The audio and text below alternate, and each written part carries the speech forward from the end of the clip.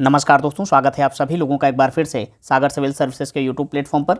दोस्तों SSC GD 2026 के exams के लिए जीके जीएस के मिनी मॉक टेस्ट इस चैनल पर चलाए जा रहे हैं और आज इसका यह टेस्ट पेपर नंबर 5 है। इसके पहले 4 मॉडल टेस्ट पेपर हम आपसे डिस्कस कर चुके हैं विस्तृत व्याख्या के साथ। अगर आपने नहीं देखा है तो आप उन्हें प्लेलिस्ट में जाकर के देख सकते हैं। तो दोस्तों ये जो मॉडल टेस्ट पेपर हैं ये ना सिर्फ आपकी एसएससी जीडी के एग्जाम्स के लिए महत्वपूर्ण है, बल्कि आने वाली जो भी परीक्षाएँ हैं जैसे यूपीएसआई और यूपी कांस्टेबल और उसके बाद जो होम गार्ड की परीक्षा है उसके लिए भी ये महत्वपूर्ण है, क्योंकि यहाँ पर सवालों को विस्तृत व्याख्या के साथ कवर किया जाता है, जिससे कि अगर परीक्षाओं में सवाल ना भी रिपीट हों तो वहाँ के एक्सप्लेनेशन से जो है आप उनका उत्तर सहजता के साथ दे पाएँ। तो एक बार कंफर्म कर लीजिएगा कि आप सभी लोगों को आवाज़ अच्छे से आ रही है, तो क्लास को शुरू किया जाए। चलिए ठीक है, आज की हमारी क्लास का पहला सवाल है, पाल राजवंश का पहला राजा कौन था? गोपाल, देवपाल, मैदनपाल या नंदलाल? बताइए, पाल राजवंश का पहला राजा कौन था? तो दोस्तों कौन था? तो ये गोपाल थे। अच्छा, यहाँ पर एक ध्यान रखिएगा, ये जो पाल राजवंश है इसके संस्थापक कौन थे? संस्थापक कौन थे? तो यही गोपाल थे। तो ये भी आपको बात ध्यान रखना है। हमारा अगला सवाल, ऐतिहासिक ग्रांड ट्रंक रोड का निर्माण कई शासकों के द्वारा करवाया गया था और मौर्य वंश के शासनकाल में इसके किस नाम से जो है जाना जाता था? उत्तरापथ, पूर्वी पथ, बादशाही सड़क या राजपथ? बताइए, मौर्य शासन काल में ग्रांड ट्रंक रोड को किस नाम से जाना जाता था? तो किस नाम से जाना जाता था? तो उत्तरापथ के नाम से जाना जाता था। ये चीज़ आपको ध्यान रखना है, ठीक है।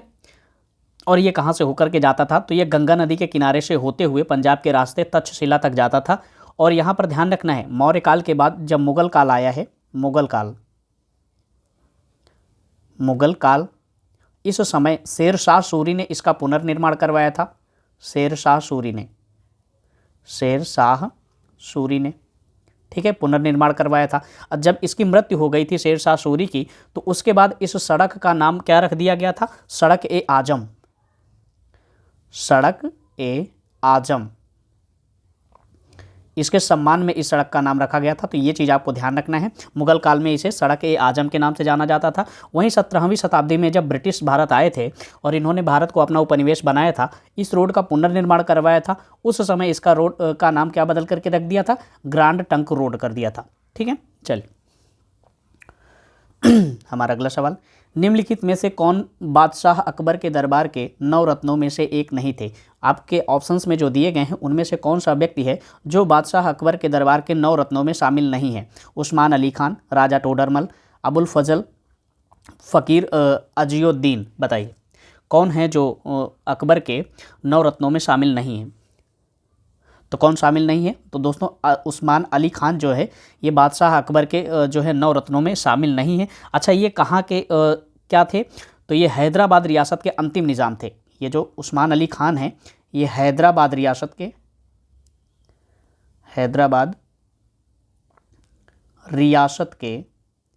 अंतिम निज़ाम थे, ठीक है। ये चीज़ ध्यान रखना है। और जबकि टोडरमल, अबुल फजल और फ़कीर अजीउद्दीन ये जो है तीनों अकबर के 9 रत्नों में शामिल थे। अच्छा, यहाँ पर कुछ नाम मैं आपको और बता देता हूँ। अबुल फजल को आपने देख लिया है, उसके अलावा एक व्यक्ति थे फैजी भी उनके दरबार के 9 रत्नों में से एक थे तानसेन, ठीक है।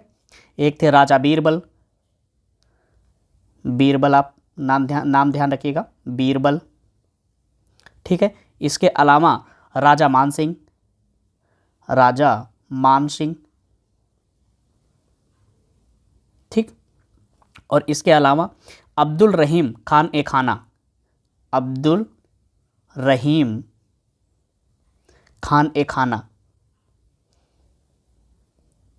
ठीक है। ये नाम भी आपको ध्यान रखना है।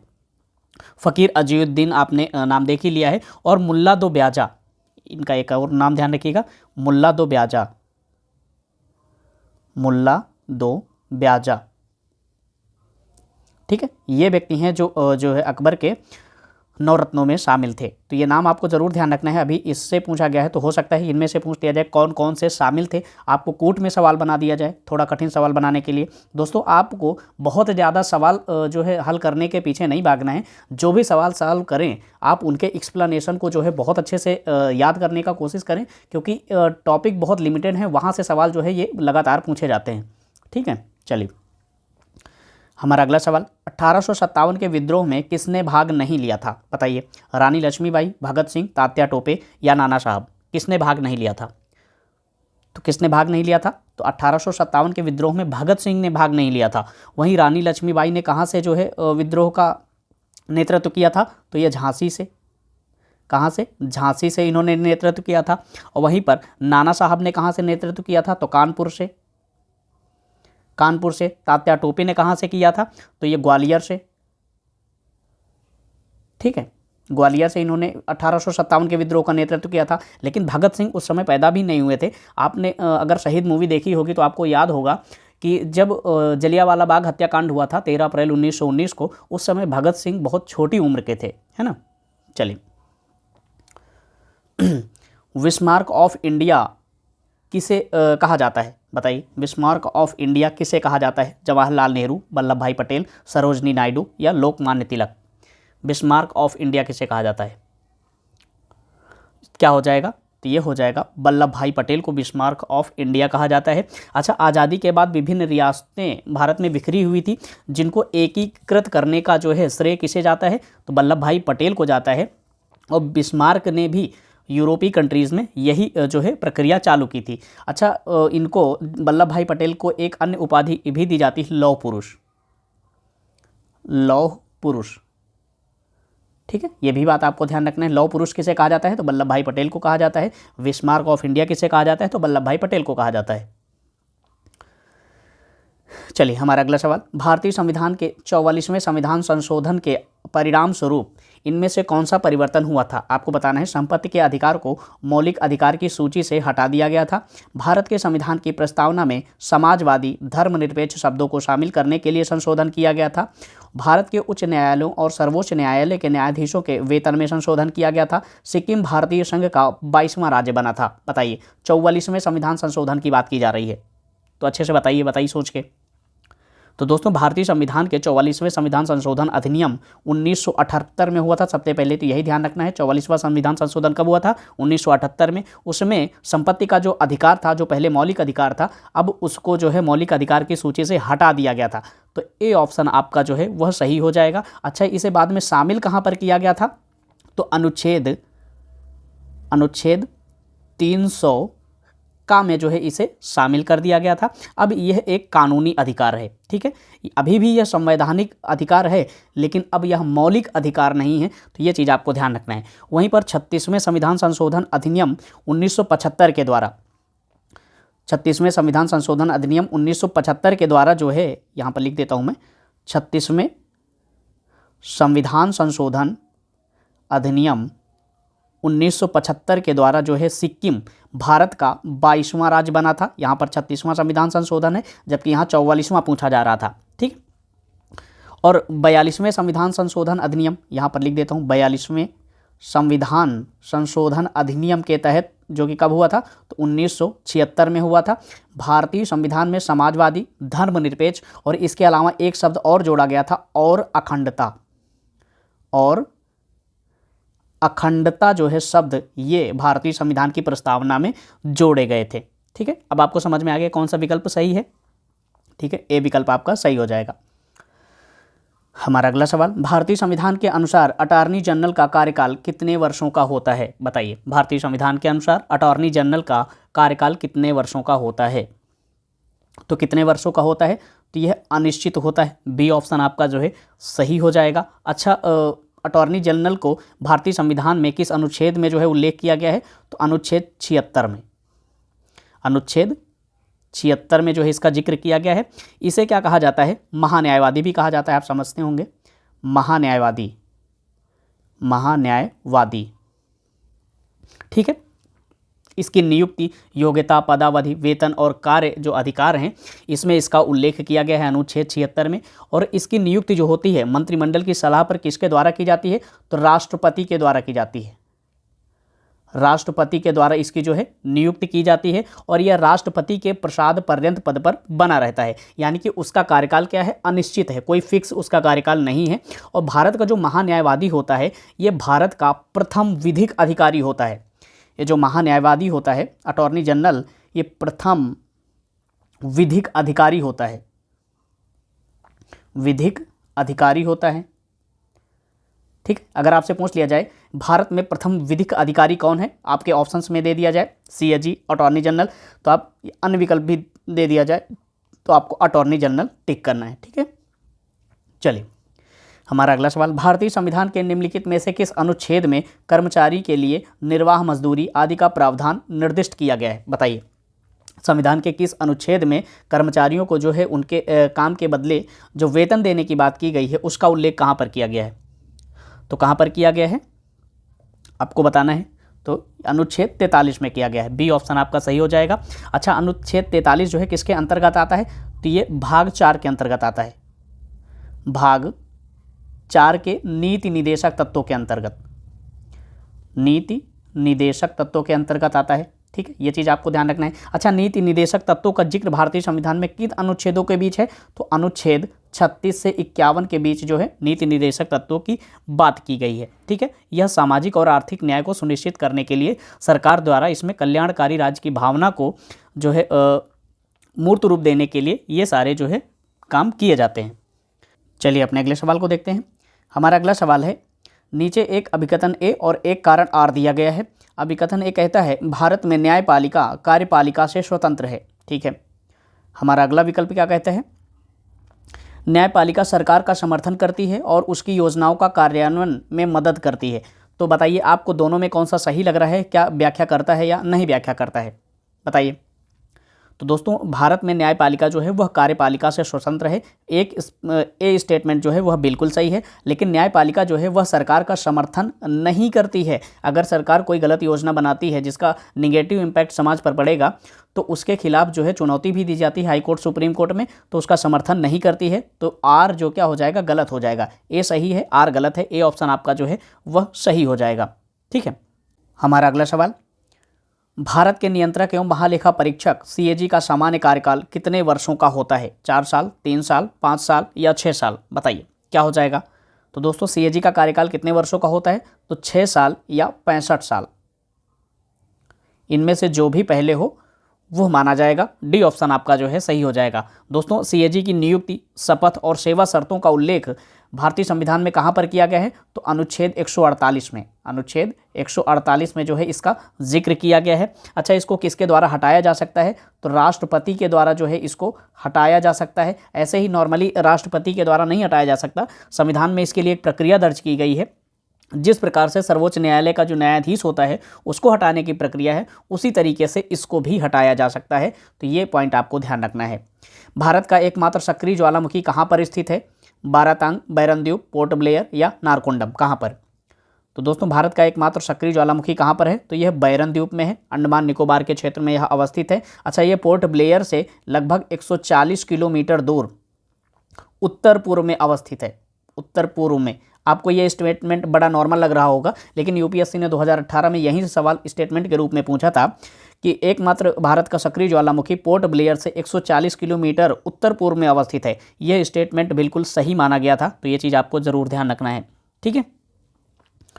अच्छा, आखिरी बार इसमें उद्गार कब हुआ था? तो 2017 में जो है आखिरी बार इसमें उद्गार हुआ था, तब से यह सक्रिय रूप में है।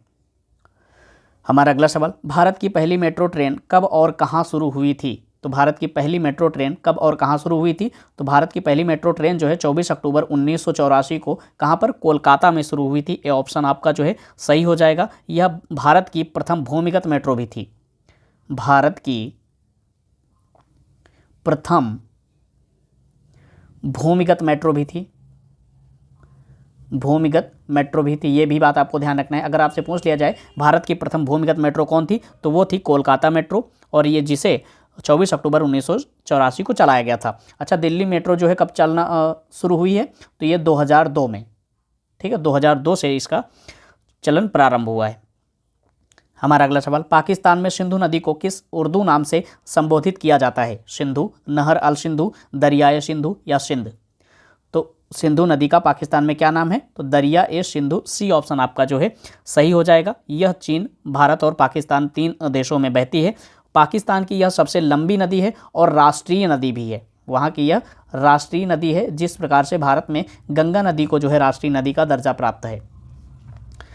नेपा नगर जो है किस उद्योग से संबंध है, बताइए। नेपा नगर का संबंध किस उद्योग से है? चीनी उद्योग से, रसायन उद्योग से, सीमेंट उद्योग या कागज उद्योग? आप सभी लोगों को पता है जो है नेपा नगर किससे संबंधित है? कागज उद्योग से संबंधित है, और खास करके अखबारी कागज से, अखबारी कागज से। ठीक है, ये चीज़ आपको ध्यान रखना है। अच्छा, नेपा नगर पड़ता कहाँ पर है? तो मध्य प्रदेश में आता है, यह मध्य प्रदेश में, मध्य प्रदेश के बुरहानपुर जिले में। हमारा अगला सवाल, रिक्त स्थान के अंतर्गत भूकंपों का अध्ययन किया जाता है, यानी कि किसके द्वारा भूकंपों का अध्ययन किया जाता है? मोन्टोलॉजी, सिस्मोलॉजी, वोल्केनोलॉजी या टोपोग्राफी? बताइए।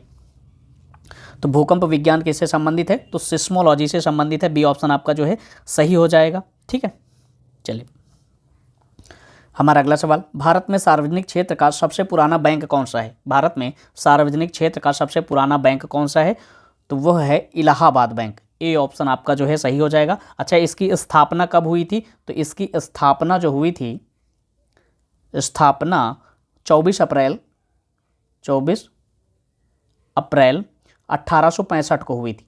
कब? 24 अप्रैल 1865 को इसकी स्थापना हुई थी। वे सभी बैंक जिनमें 50% से अधिक का शेयर सरकार का होता है, उन्हें सार्वजनिक क्षेत्र के बैंक कहा जाता है। ठीक है, चलिए हमारा अगला सवाल, अर्थशास्त्र में वह कौन सी स्थिति है जिसका उपयोग बाजार की कीमतों में वृद्धि को दर्शाने के लिए किया जाता है? बताइए। अर्थशास्त्र में वह कौन सी स्थिति है जिसका उपयोग बाजार में कीमतों को दर्शाने के लिए किया जाता है, जो कीमतें बढ़ती हैं? मुद्रास्फीति जनित मंदी, स्थिरता या अपस्फीति? तो क्या हो जाएगा? मुद्रास्फीति हो जाएगा। ठीक है, जब किसी अर्थव्यवस्था में सामान्य कीमत स्तर लगातार बढ़े और मुद्रा का मूल्य कम हो तो उसे क्या कहा जाता है? इन्फ्लेशन कहा जाता है, मुद्रास्फीति कहा जाता है। ठीक है, यह अर्थव्यवस्था में एक महत्वपूर्ण जो है टर्म है, और ये चीज़ आपको ध्यान रखना है। जैसे आपको एक उदाहरण के तौर पर समझना है, जो बिस्किट आपको जो है 5 रुपये में मिल रहा था, अगर जो है मुद्रास्फीति काफ़ी ज़्यादा बढ़ जाए, वही बिस्किट अगर आपको 20 रुपये में खरीदना पड़े, तो यानी कि आपकी मुद्रा का मूल्य कम हो गया, उसी वस्तु को खरीदने के लिए आपको ज़्यादा पैसे पे करने पड़ रहे हैं। तो ये मुद्रास्फीति है, इन्फ्लेशन है। ठीक है, चलिए हमारा अगला सवाल, कौन सा सरकारी संगठन भारतीय प्रतिभूति बाजार में सक्रिय सभी निवेशकों का प्रमुख नियामक है? बताइए। कौन सा प्रतिभूति बाजार जो है भारतीय प्रतिभूति बाजार में सभी निवेशकों का प्रमुख नियामक है? बताइए। तो क्या हो जाएगा? तो सेबी। सेबी का जो है गठन कब हुआ था?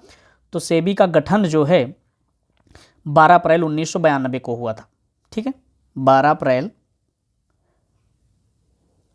1992 को हुआ था। तो ये चीज़ आपको ध्यान रखना है। अच्छा, इसका मुख्यालय कहाँ पर है? तो मुख्यालय भी आपको ध्यान रखना है, मुंबई में है। मुंबई में इसका मुख्यालय कहाँ पर है? मुंबई में। चलिए हमारा अगला सवाल, इनमें से किस राज्य में हॉर्नबिल और मोआत्सु उत्सव प्रमुख रूप से मनाए जाते हैं? बताइए। हॉर्नबिल और मोआत्सु उत्सव जो है किस राज्य में मनाए जाते हैं? तो ये मनाए जाते हैं नागालैंड में। डी ऑप्शन आपका जो है सही हो जाएगा। हॉर्नबिल का त्यौहार जो है, हॉर्नबिल पक्षी के नाम पर इसका नाम रखा गया है, और नागाओं के लिए यह पक्षी जो है पूजनीय और बहुत प्रिय है, इसीलिए इसको जो है एक पर्व के रूप में मनाते हैं उनके संरक्षण के लिए। भारत में हर साल राष्ट्रीय गणित दिवस कब मनाया जाता है? 22 दिसंबर, 22 नवंबर, 21 मार्च या 21 जनवरी को? बताइए।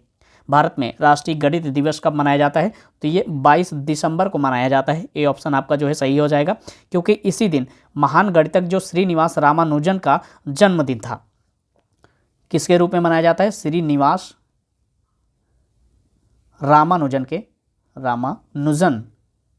के जन्म दिवस के रूप में इनको मनाया जाता है। अच्छा, इनका जन्म कब हुआ था? तो 22 दिसंबर को हुआ था। 22 दिसंबर 1887 को, 22 दिसंबर 1887 को रामानुजन का जो है जन्म हुआ था। कहाँ पर? तमिलनाडु में, तमिलनाडु के इरोड में हुआ था। तो ये चीज़ भी आपको थोड़ा सा ध्यान रखना है। अर्जुन पुरस्कार पाने वाले पहले भारतीय निशानेबाज कौन थे? बताइए। अर्जुन पुरस्कार पाने वाले पहले भारतीय निशानेबाज कौन थे? जसपाल राणा, महाराज भीम सिंह, श्यामलाल या महाराजा करणी सिंह? तो अर्जुन पुरस्कार पाने वाले पहले भारतीय कौन थे? तो महाराजा करणी सिंह है। ये चीज़ आपको ध्यान रखना है। अच्छा, इसकी शुरुआत कब से हुई अर्जुन पुरस्कार की? तो इसकी शुरुआत हुई है 1961 से। 1961 से इसकी शुरुआत हुई है, और इसमें जो व्यक्ति जीतता है इस पुरस्कार को, तो उसमें अर्जुन की एक मूर्ति दी जाती है और 15 लाख रुपए दिए जाते हैं। ठीक है, ये चीज़ आपको ध्यान रखना है। हमारा अगला सवाल है, संयुक्त राष्ट्र का प्रमुख न्यायिक अंग कहाँ स्थित है, यानी कि अंतर्राष्ट्रीय न्यायालय का मुख्यालय कहाँ पर है, वियना, जिनेवा, न्यूयॉर्क या हेग। तो दोस्तों अंतर्राष्ट्रीय न्यायालय का मुख्यालय कहाँ पर है, तो द हेग में है। ठीक है, ये चीज़ आपको ध्यान रखना है। द हेग कहाँ पर पड़ता है, तो नीदरलैंड में, नीदरलैंड में। ठीक है, चलिए। अच्छा, इसके जो न्यायाधीश होते हैं, इसमें कितने न्यायाधीश हैं, इसमें 15 न्यायाधीश हैं, 15 न्यायाधीश हैं। और इनका कार्यकाल कितने वर्षों का होता है, कार्यकाल भी यहाँ पर लिख देता हूँ मैं, कार्यकाल 9 वर्षों का होता है। तो ये चीज़ आपको ध्यान रखना है। निम्नलिखित में से कौन सी ट्रॉफी हॉकी से संबंधित है, Santosh trophy, Ranji trophy, Subroto cup या बॉम्बे गोल्ड कप। इनमें से कौन सा जो कप है वो हॉकी की ट्रॉफी से संबंधित है, तो कौन सा हो जाएगा, तो बॉम्बे गोल्ड कप जो है ये किससे संबंधित है, ये ट्रॉफी हॉकी से संबंधित है। जबकि संतोष ट्रॉफी जो है ये फुटबॉल से संबंधित है। किससे, फुटबॉल से, फुटबॉल से संबंधित है। वहीं पर सुब्रतो कप किससे संबंधित है, ये भी फुटबॉल से संबंधित है, फुटबॉल से। वहीं रणजी ट्रॉफी किससे संबंधित है, तो ये क्रिकेट से संबंधित है। ठीक है, चलिए। भारत का पहला ग्राफीन नवाचार केंद्र किस राज्य में खोला जाएगा, बताइए। भारत का पहला ग्राफीन नवाचार केंद्र जो है कहाँ पर खोला जाएगा, तो ये भारत के केरल में खोला जाएगा। ए ऑप्शन जो है आपका सही हो जाएगा। हमारा अगला सवाल, भारत के प्रथम फिल्म निर्माता कौन थे, भारत के प्रथम फिल्म निर्माता कौन थे, तो एस वासन, वी शांताराम, धुंधीराज गोविंद फाल्के या आंदेशिर ईरानी, कौन थे, बताइए। भारत के प्रथम फिल्म निर्माता कौन थे, तो धुंधीराज गोविंद फाल्के थे। सी ऑप्शन आपका जो है सही हो जाएगा। दोस्तों ये इन्हें जो है भारतीय सिनेमा का जनक भी कहा जाता है, ये पॉइंट आपको ध्यान रखना है। भारतीय सिनेमा का जनक, सिनेमा का जनक माना जाता है इन्हें। ठीक है, ये भी बात आपको ध्यान रखना है। इनकी जो पहली फिल्म थी वो कौन सी थी, राजा हरिश्चंद्र, राजा हरिश्चंद्र। ठीक है, ये चीज़ आपको ध्यान रखना है। इसमें सारे कलाकार जो थे पुरुष थे, इसमें कोई महिला कलाकार नहीं थी। अच्छा, आपने आज के समय में सुना होगा दादा साहब फाल्के पुरस्कार जो है किनके नाम पर दिया जाता है, तो वह धुंधीराज गोविंद फाल्के के नाम पर जो है आज दादा साहेब फाल्के पुरस्कार दिया जाता है। दादा साहेब फाल्के पुरस्कार इन्हीं के नाम पर दिया जाता है। तो ये पॉइंट भी आपको बहुत अच्छे से ध्यान रखना है। तो दोस्तों यहाँ पर हमने क्लास को बहुत अच्छे तरीके से विस्तार पूर्वक कवर करने का प्रयास किया है। अगर आपको हमारा प्रयास पसंद आए, हमारी मेहनत पसंद आए, तो आप अपना सपोर्ट दिखाने के लिए वीडियो को लाइक कर सकते हैं, चैनल को सब्सक्राइब कर सकते हैं और बेल आइकॉन को ऑन कर लीजिएगा, जिससे कि जो भी वीडियो आप सभी लोगों के लिए अपलोड की जाए चैनल पर, आप उससे वंचित न रहें, समय रहते सारी चीज़ों को रिवाइज कर पाएँ। तो ठीक है दोस्तों, फिर मिलते हैं नए वीडियो के साथ। तब तक के लिए अपना ख्याल रखिएगा, स्वस्थ रहिए और पढ़ाई करते रहिए। धन्यवाद।